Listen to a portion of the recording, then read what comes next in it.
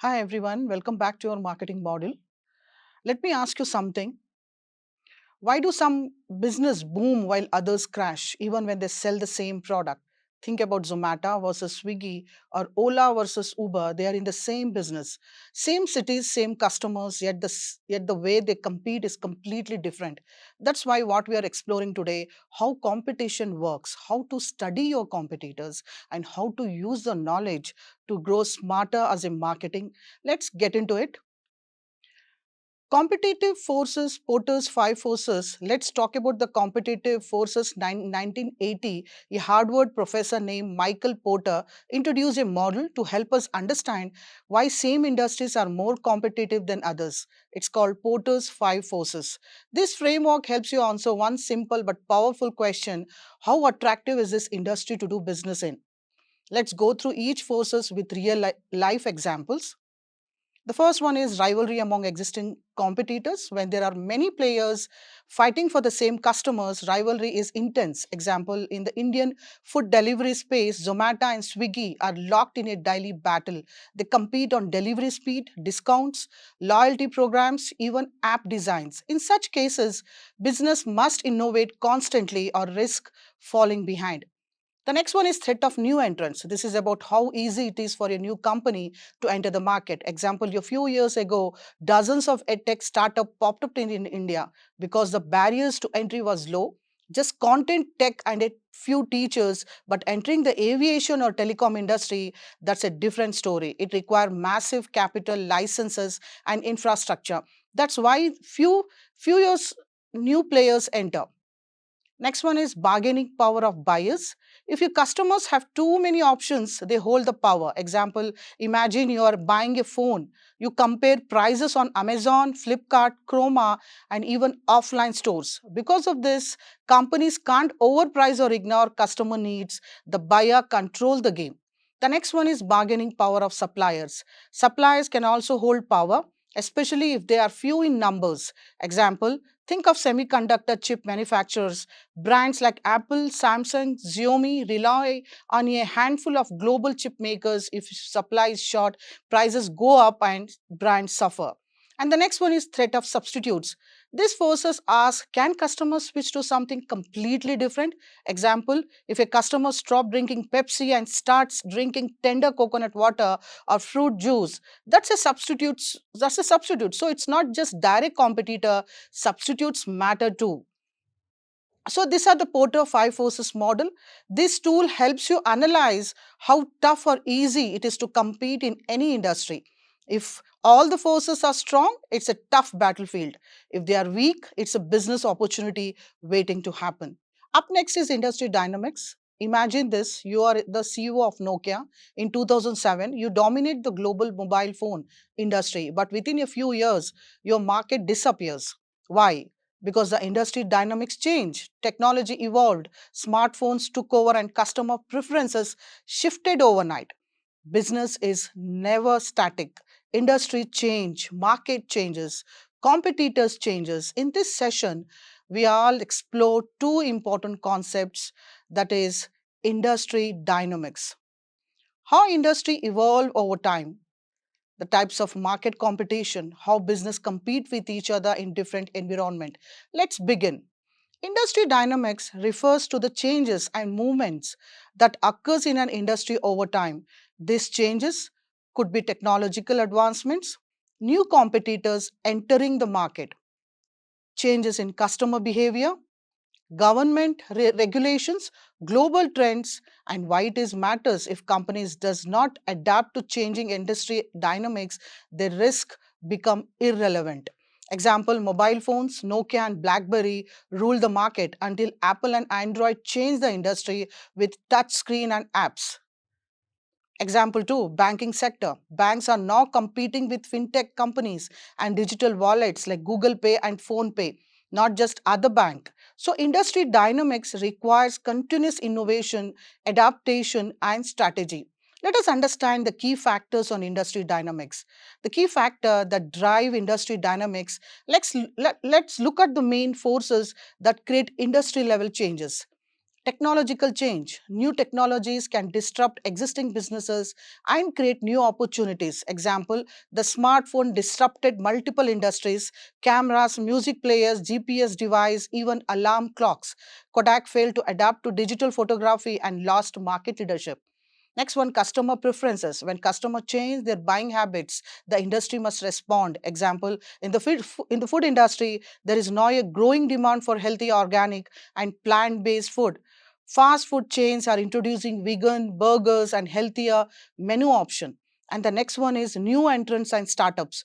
New players can shake up an industry with innovative businesses models. Example, Oyo disrupted the traditional hotel industry by offering budget-friendly accommodations via aggregations. Startups like Zomato and Swiggy transformed how we ordered food. Next is government policy and regulation. Changes in law or regulations can dramatically affect an industry structure. Example, when the Indian government introduced GST, it changed how businesses handle taxation and supply chains. Environmental regulation have also pushed auto companies to shift towards electrical vehicles. Next one is globalization and trade. Access to global markets, foreign competition, and import or export can change industry dynamics. Example, the rise of Chinese smartphone brands like Xiaomi and Realme affected local players and even global giant like Samsung. And the next point is economical shift, recession, inflation or economic booms impact industry performance. Example, during the COVID-19 pandemic, the airline and tourism industries suffered while e-commerce and digital service boomed. Next, we move on to the types of market competition. Types of market competition. Now, let's talk about how firms compete in different types of markets. This is based on market structure in economics. There are four main types of competition. The first is perfect competition. Many sellers identical products, no single firm control price, easy entry and exit. Example, agriculture products like wheat or rice, firms are here are price takers. And the next one is monopolistic competition. Many sellers slightly differentiated products, some control overpricing, focus on branding and customer loyalty. Example, restaurants, clothing brands, salons. Firms compete on style, features, service, and not just price. Next is oligopoly. Few large firms dominate, high entry barriers. Products may be similar or different. Firms may be influence price. Example, airline industry, telecom companies, automobile manufacturer. Decision by one firm affects other. This leads to price wars or collaboration. And the next one is monopoly. Only one seller, no close substitutes, high entry barriers, and complete control over the price. Example, Indian Railways in passengers train services, local electricity boards. Customer have no choice, the firm is the sole provider. And next one is tools for competitive analysis.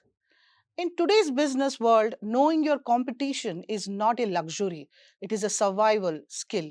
Let's break down the most powerful tools used to analyze competitors with practical applications and real world examples.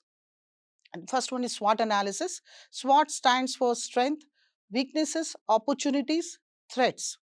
It is used to evaluate both the internal capabilities and the external environment of your competitors. Applications. Strength evaluate brand equity, technology, or cost leadership. Example, Apple's strength lies in its brand loyalty and seamless ecosystem, whereas weakness spot areas where the competitor underperforms. Example, a competitor may have slow customer service or outdated UX design. And the next one is opportunities. Look for untapped market or tech friends. Example, if your competitor is not in tier 2 cities, that could be your chance. And the next one is threats. Analyze risk from new entrants, substitutes, or policy shift. Example, your new regulation on data privacy might affect your rivals' app based models. And the next one is benchmarking.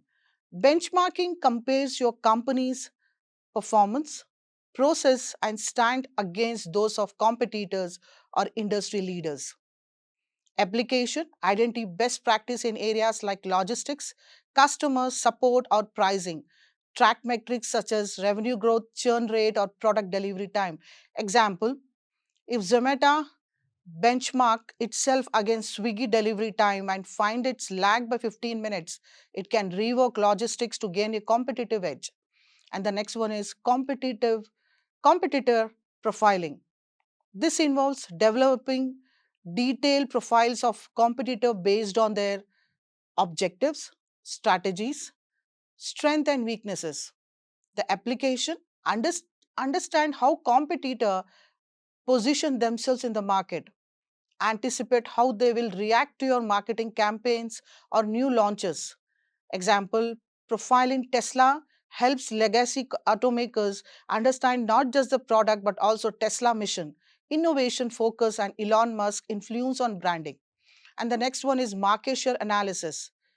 This tool measure how much of the total market a competitor holds in terms of revenue, sales volume, customer base, and the application is identify market leaders and rising challenges. Monitor how market share shift over time. Example, when Xiaomi entered India, it rapid gain in smartphones market. Share was a wake-up call to brands like Samsung and Micromax. And the next one is customer feedback analysis. One of the most underrated but insightful tool it involves is analyzing online reviews, social media, sentiment, customer satisfaction survey.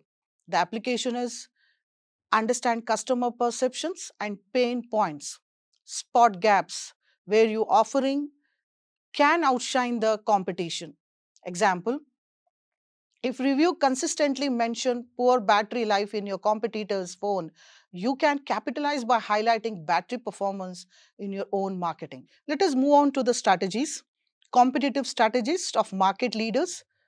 Let me ask you one thing. Have you ever thought about how companies like Apple, Amazon, or Nike manages to stay on top for years, even decades? I mean, it's one thing to get to the top, but staying there, that's a whole different game. Today, we are going to talk about how market players play that game, the strategy they use to stay ahead, and the challenges that constantly try to knock them off their throne. Let's get into it. So, first, what do market leaders do differently? Let's break it down this. They focus on what makes them stand out differentiation. You know how when you see an iPhone, you just know it's an iPhone. That's not by accident. Apple has built a brand that screams premium, innovation, and style. It's not just about features, it's about how they make you feel. They have differentiated themselves so well that people wait in lines to pay premium prices. And the lesson is don't compete on price when you can compete on experiences. And the second point is some go for cost leadership, being the cheapest but still good. Think of Walmart or DMart. They don't try to be fancy. They just say, hey, we'll give you what you need for the lowest price possible. And that strategy works because they have mastered operations, logistics, sourcing, scale. Everything is optimized to keep cost low. And the lesson is what we can learn here is if you can't be different, be efficient. Then there are innovators. Even heard of a company called Tesla? Instead of making cars like everyone else, they ask, what if we made driving an electric car existing and cool? Now they are not just selling car, they are selling a vision. The lesson is leaders don't wait for trends, they create them. And the next one is leaders also build unforgettable brands like Nike. It's not just shoes, it's an inspiration. Just do it is more than a slogan, it's a mindset. They use storytelling, athletes, social movements, all to build emotional connection. And the lesson what we learn here is people don't just buy products, they buy what those products represent. And finally, they expand like crazy. Look at Amazon, started with books. Now it's into groceries, electronics, even cloud computing. The lesson is market leaders keep growing, not just by doing more of the same, but by exploring new spaces. But it's not all smooth sailing. Market leaders face big challenges too. Let's talk about that.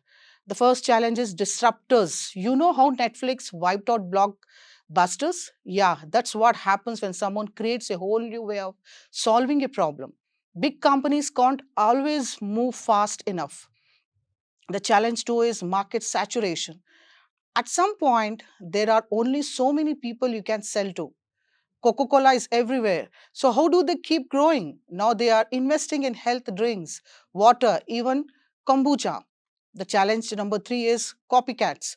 The moment a leader does something smart, boom, someone copies it. Fast fashion brands do this all the time. Zara come up with a design and then 10 other brands replicate it in days. And the next challenge is complacency. That's one dangerous. Some brands, big brands, get too comfortable. Remember Nokia, once the king of mobile phones, then came smartphones, and they were too slow to adopt. Challenges number five, the external pressure. Leaders are always in the spotlight. Governments, media, and the public are watching every move. Just ask Facebook, Meta, facing legal issues, privacy debates, trust problems. Big brands have to constantly manage not just what they do, but how people see them. So, what's the takeaway here? Being a market leader is awesome, but also exhausting. You have to be smart, fast, bold, and ready to change when needed. And you can learn a lot by watching how these leaders operate. Let's move on to yet another strategy, that is strategy of market challenges. Competitive strategy or market challenges. Let me start with a quick story. A few years ago, India's telecom space was ruled by giants like Airtel and Vodafone. They came this new player, Reliance Jio. They did not just launch with a few offers, they gave away data and calls for free. People thought it was crazy. Competitors laughed.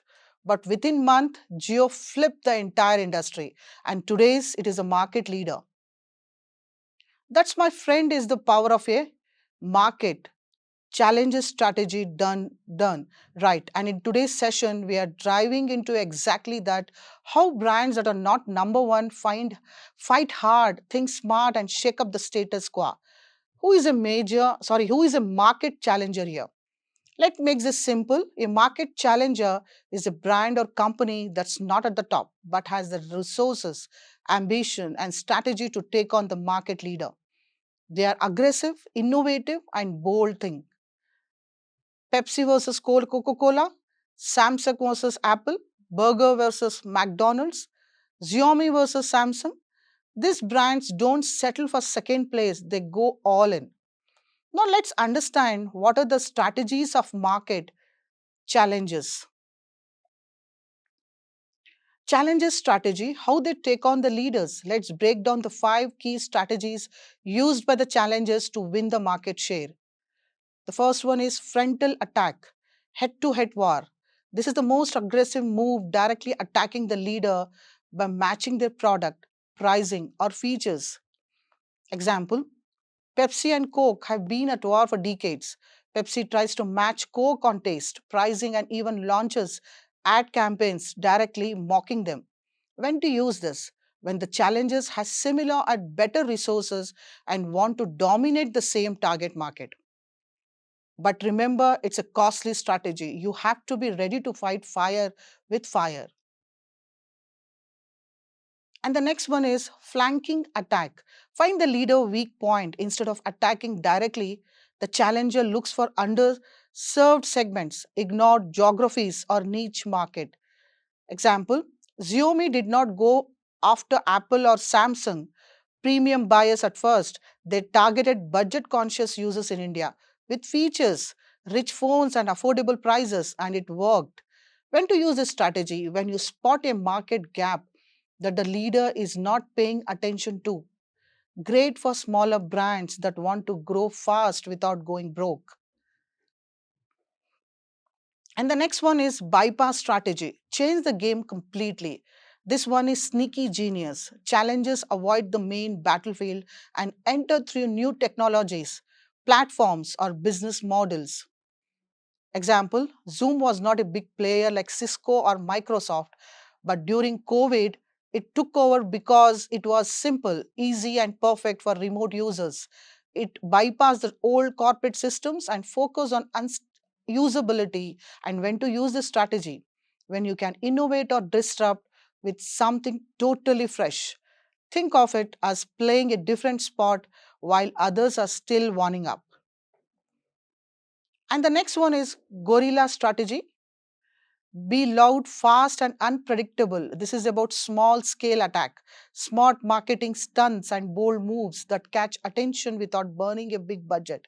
Example: Burger King once gave away free burgers to people who unfriended 10 people on Facebook. It went viral, and McDonald's could not do anything about it. And when to use this strategy? When you are short on money but big on creativity. Guerrilla moves build buzz and make you seems bold and relatable. And the next one is price or value strategy. Undercut the guys. When strategy works when you offer similar or better value at a lower price. Example: Jio launched by offering free services, then ultra low pricing, completely changing how telecom was priced in India. The challenges faced by the market challenges, let's be honest, challenging a market leader is not easy. Here is what challenges are up against. They are limited resources, they often can't outspend the leader. Customer loyalty, people trust the established brand. Retaliation, the leader will fight back and they have got the bigger weapons. So, when do call challenges do? They play smart, when they stay agile, and the most importantly, they think differently. What can you learn from this? If you are ever working in a startup, a new brand, or trying to challenge a dominant player, this is your playbook. Find the gaps, offer more value, think creatively, be fearless, because the world does not change when you follow the leader, it changes when someone says, let's do it differently. Let me start with a new market strategy, that is, market followers. Let me tell you a quick story regarding this. There is a smartphone brand called Realme. Ever heard of it? No, it didn't invent anything revolutionary. It didn't create the first smartphone or the best camera or even the fastest processor. But what did it do was watch, learn, and then launch affordable phone with solid features, exactly what young users in India were looking for. Today, Realme is one of the fastest growing smartphone brands, all without being the first. How? By being a smart follower. And that's what we are talking about today. How companies that follow the leader can still win big. Let me find out this. Who is a market follower? A market follower is a brand that is not trying to be the first or the biggest, but wants to grow safely by imitating, adapting, and avoiding direct fights with the leader. They don't make headlines like challenges do, but guess what? Many of them quickly build loyal customers and strong profit. Like think like Realme in smartphones, Acer in laptops, Lenskart in eyewear, Oppo, Vivo, and even Asus. Why followers not fight? Because let's face it, taking on a smart leader head on is expensive and risky. Followers avoid those battle and instant, learn from other mistakes, spend less on R&D, focus on serving specific needs, grow sustainably. Sometimes slow and steadily really does win the race. Let's study the strategies which is used by market followers. Now let's break down the four key strategies followers use to stay competitive. The first is counterfeiter strategy. Copy the product exactly. This is illegal, but worth mentioning as some companies do it. They create fake versions of popular brands, from shoes to electronics, and sell them at lower prices. They are knockoff, not legitimate players. Example: fake Nike shoes or Gucci bags sold online or in local markets. We are not encouraging this, just recognizing it as its strategy that exists. The next one is cloner strategy, close imitation, but legal. Cloners copy the look and feel of the leader's product, but with their own branding. Example: some smartphones brands that create models visually similar to iPhones, but with Android OS and different pricing. The goal is to confuse or attract the budget conscious customers who want a premium feel as at a low cost. And the next one is imitator strategy. Adapt the idea, add their twist. Imitators don't just copy, they borrow the core idea and then make it their own by adding unique features. designs, or targeting different customer segments. Example, Samsung learned from Apple's ecosystem idea but then launched phones with style users, foldable designs, and custom Android experiences. Or Lenskart, they did not even online IVR shopping, but they localized it, added home trials, and augmented reality features.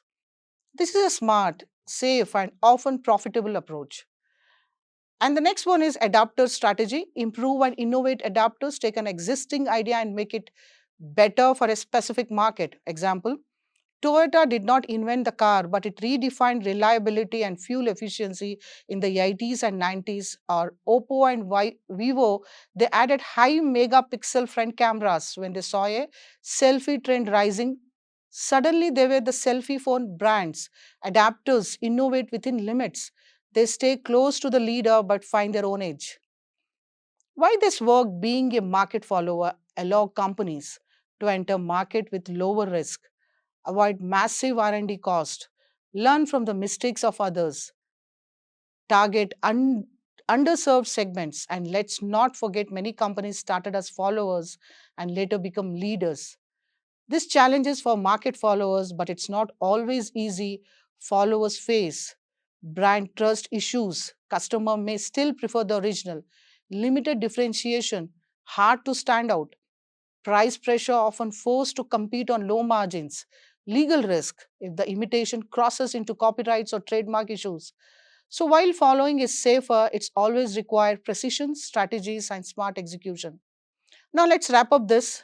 What's the takeaway from this lesson? You don't always have to be first to win. You don't always have to first to grow. Sometimes following smartly can take you far as long as you add value. Now let's move on to the competitive strategies of niches. Let me tell you a quick story. In a world dominated by Nike and Adidas, one small shoe brand carved out a space no one was paying attention to. That brand was Allbirds. Instead of trying to be everything for everyone, Allbirds chose a niche. Eco conscious customers who wanted comfortable, minimalist shoes made from natural materials like wools and eucalyptus. And guess what? They did not just survive, they thrived with no celebrity endorsements and no flashy designs. Allbirds became a $1 billion brand. How? Their followers followed a niche strategy, choosing a narrow market segment and serving it better than anyone else. Today, let's explore the competitive strategy of niches and why, in today's noisy market, small and focused can often be big and broad. What is a niche strategy? A niche strategy means focusing on a specific segment of the market, a group that's often overlooked by large players. Niche players don't try to compete on volume or scale. Instead, they serve unique needs, offer deep customization, build strong brand loyalty. The key idea is to be a big fish in a small pond rather than a small fish in the ocean. Let's study the characteristics of this niche strategy. What makes a niche strategy effective? Specialization, focusing on a narrow customer group, deep customer insight, knowing the niche better than anyone, or customization, offering tailored solutions, brand loyalty, creating emotional connections, lower competition, avoiding direct battles with giants. Let's study what are the types of niche competitive strategies are with examples. Let's break down the key competitive strategy that niches use with examples. The first one is end users specialization. Example, GoPro makes cameras for extreme sports lovers, not the average tourist. They specialized in serving adventurous athletes and creators. The strategy is to understand a specific user group needs and dominate that space. And the next one is vertical market specialization. Example, Shopify does not serve all businesses. It focuses on e-commerce, entrepreneurs, and help them build stores. It does not compete with Amazon. It enables people to become the next Amazon. And the next one is Customer size specialization. Example, Zoho CRM focuses on small and medium businesses. Unlike Salesforce, which targets enterprise clients, Zoho tailors its pricing features and support to match small business needs. And the next one is geographic specialization. Example, a local tea brand like Wahadam India targets international customers with premium Indian trees sourced directly from plantations. They focus on both product quality and storytelling around the Indian culture. And the next one is product or feature specialization. Example, Dyson did not make just another vacuum cleaner, it specialized in bagless, high suction, design forward appliances. They found a feature and built a brand around it. And the next one is quality or price specialization. Example, Patagonia does not make cheap outdoor wear, it makes eco friendly, durable, premium gear. Their customers are okay with higher prices because they align with the brand's values. And the next one is benefits of niche strategies. Why do niche strategies works?